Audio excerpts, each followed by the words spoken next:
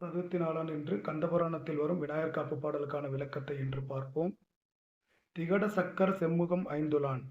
திகழ் தசக்கர செம்முகம் ஐந்துலான்.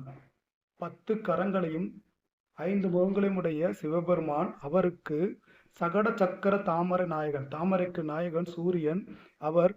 அவருடைய சிவபெருமானுடைய தேருக்கு சக்கரமாக எழுந்தருளியுள்ளார், தேராக எழுந்தருளியுள்ளார்.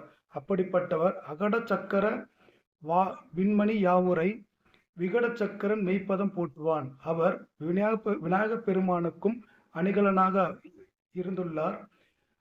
அப்படிப்பட்டவர் ஒரு கதையில் விநாயகப் பெருமான் ஒரு கவிதையை கேட்டு அவர்களுடைய விகட கவிதையை கேட்டு அவர்களுக்கு வேண்டியதை வழங்கினார்.